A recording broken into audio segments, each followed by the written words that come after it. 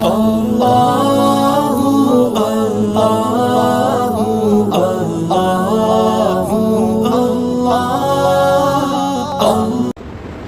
لیے ہمارے نبی کریم صلی اللہ علیہ وآلہ وسلم نے اپنی حیات طیبہ کے اندر جہاد کے اس عمل کو، جس کی برکت سے دین غالب ہوتا ہے، جس کی برکت سے اسلام کا غلبہ ہوتا ہے، جس جہاد کے بلبوتے پر اسلام پھیلتا ہے، جس جہاد کے کرنے سے مسلمانوں میں غیرت باقی رہتی ہے، جس جہاد کے نام سے دنیا کفر کانپتی ہے، جس جہاد کو کرنے سے دنیا اور آخرت میں مسلمان اور اسلام یہ عزت پاتے ہیں، جس جہاد کو کرنے سے مسلمان غلبہ پاتے ہیں، جس جہاد کو کرنے سے مسلمانوں کو دنیا اور آخرت میں عزتوں سے مالا مال کیا جاتا ہے، اس جہاد کو سب سے پہلے میرے اور آپ کے نبی نے کیا، اور خود بنفس نفیس 25 یا 27 غزوات میں میرے اور آپ کے نبی نے شرکت کر کے بتا دیا، لوگوں یہ جہاد کا عمل اتنا مبارک عمل ہے کہ میں نبی ہو کر اس جہاد کے اس عمل میں بنفس نفیس شریک ہو رہا ہوں۔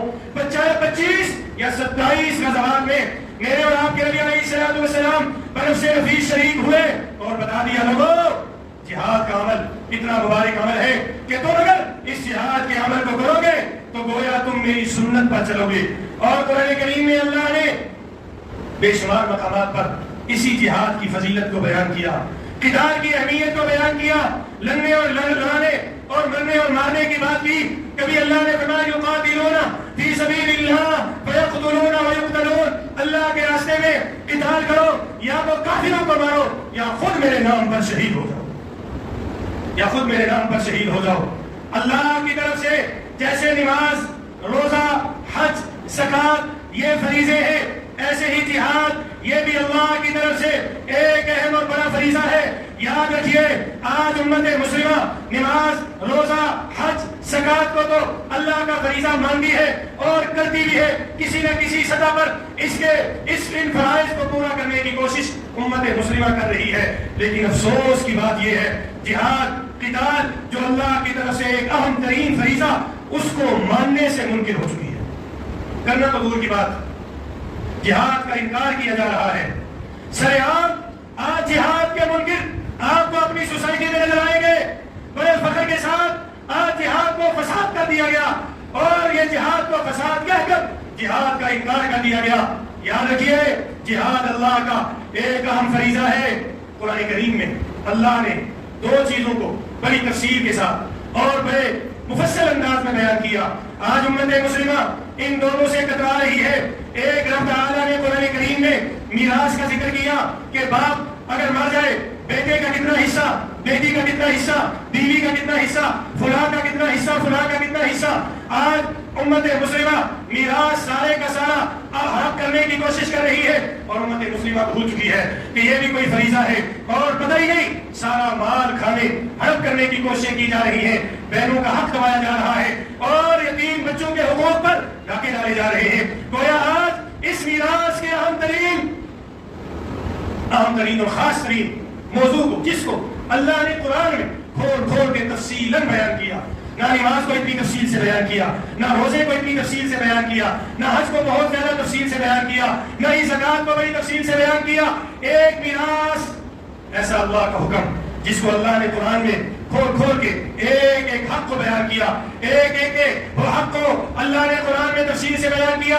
دوسرا وہ جہاد ہے جو اللہ کی طرف سے ایک ایسا فریضہ جس کو رب تعالیٰ نے کھول کھول کے بیان کیا ہے، اور جہاد کے اس عمل کو جو مسلمان اور کافر کے درمیان لڑا جاتا ہے، اس عمل کو رب تعالیٰ نے کھول کھول کے قرآن میں بیان کیا۔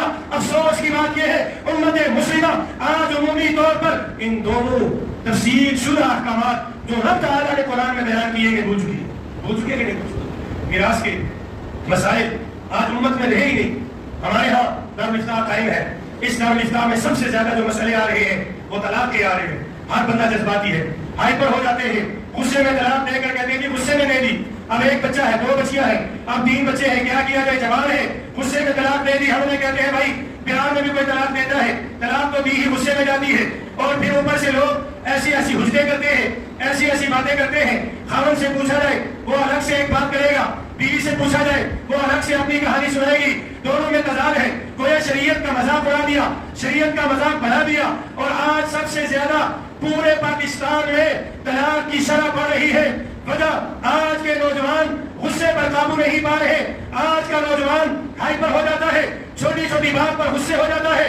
یہ غصہ کاش آپ کافروں کے خلاف استعمال کریں, جہاد کے لیے تیاری بنے اور اپنے آپ کو دین اسلام کی سربلندی کے لیے تیار کریں. اور لَخَدْوَةٌ فِي سَبِيلِ اللَّهِ اور روحۃ خیر من الدنیا وما فیہا کا مصداق بنے کہ اللہ کے راستے میں ایک صبح ایک شام کا لگا لینا دنیا اور دنیا میں جو کچھ ہے اس سے بہتر ہے.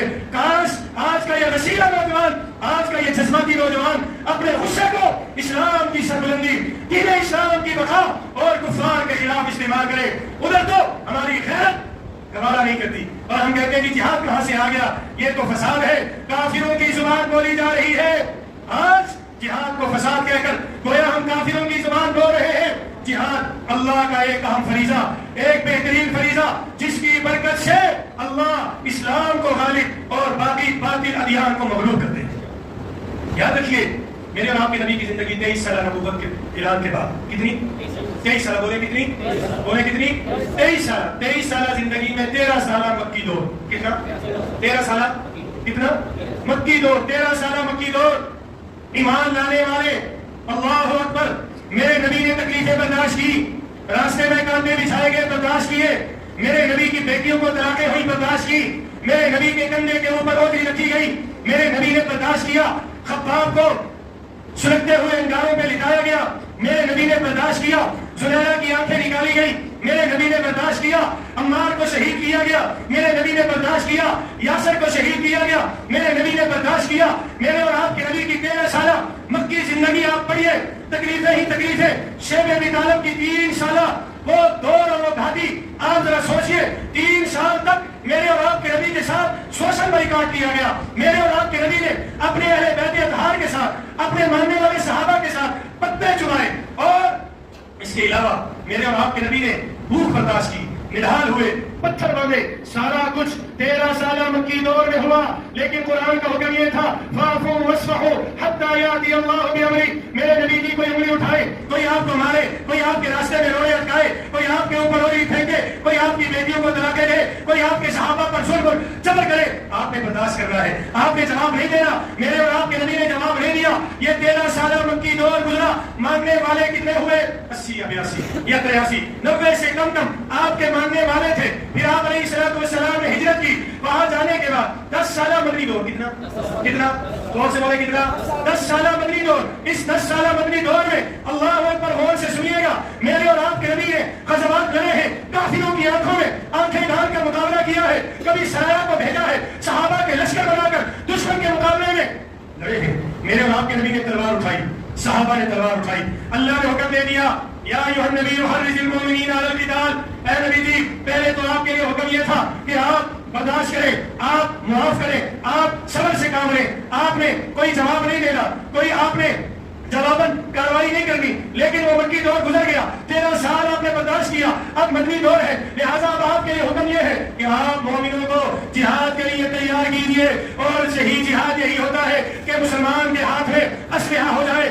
آج پوری دنیا کا کفر وہ اسلحہ استعمال کر رہا ہے, جدید سے جدید ٹیکنالوجی آج کفر کے پاس موجود ہے. لیکن اسلام اور مسلمانوں کے اوپر قدغن لگائی جاتی ہے, پابندیاں لگائی جاتی ہے, روکا جاتا ہے, اور ان کو کہا جاتا ہے آپ اسلحہ بنا نہیں سکتے, آپ اسلحہ اٹھا نہیں سکتے, آپ اسلحہ استعمال نہیں کر سکتے. حالانکہ مسلمان کا زیور وہ اسلحہ ہے. مسلمان کا زیور کیا ہے؟ اسلحہ. آج ہمارے ہاتھ میں گلی ڈنڈا, آج ہمارے ہاتھ میں گیند بلہ دے دیا گیا اور کہا گیا اس سے کھیلو, اور انہوں نے بھی 52 طیارے سے آگے پتہ نہیں کیسی کیسی ٹیکنالوجی انہوں نے استعمال کی ایران کے اوپر. ابھی جب پچھلے دنوں امریکہ نے حملہ کیا تو آپ نے دیکھا کیسے کیسے طیارے تھے, دیکھ کر خوف آتا, آنن فانن گئے اور تباہی مچا کر واپس آ گئے. یہ خود امریکہ اور اسرائیل دہشت گرد جدید سے جدید ٹیکنالوجی حاصل کر رہے ہیں. اور ہمیں قرآن نے کہا تھا وَأَعِدُّوا لَهُم مَا اسْتَطَعْتُم مِّن قُوَّةٍ. اے مسلمانوں اور ایمان والو, اپنے آپ کو جہاد کے لیے تیار کرو, اپنے آپ کو جہاد کے لیے تیار کرو, نئے نئے اسلحے بناؤ. اللہ کے نبی علیہ السلام 2 جہاں کے بادشاہ ہیں, ساری کائنات جن کے لیے بنائی, جن کے لیے سجائی گئی. اللہ اکبر, اللہ کے محبوب, اللہ کے حبیب ہیں. آپ ہاتھ اٹھائے, اللہ سونے اور چاندی کی بارش کر دے. آپ چاہے اللہ ہی نے جو آیات آسمانوں سے بھیج دے, لیکن میرے اور آپ کے نبی اس دنیا سے جا رہے ہیں. گھر میں دیا جلانے کے لیے تیل نہیں, گھر میں کھانے کے لیے کوئی خوراک نہیں, اور اللہ اکبر میرے اور آپ کے نبی دنیا سے جا رہے ہیں. 7 درہم ہے. بار بار اللہ کے نبی حضرت عائشہ سے فرماتے ہیں ان کو خرچ کرو. میں یہ نہیں چاہتا دنیا سے چلا جاؤ, میرے گھر میں 1 درہم بھی ہو, گھر میں دیا جلانے کے لیے تیل نہیں, خوراک کا کوئی 1 لقمہ نہیں, پن اور پیسے 1 ذرہ برابر نہیں. لیکن جب دنیا سے جا رہے ہیں گھر میں گھوڑا بھی ہے اور تلوار بھی ہے.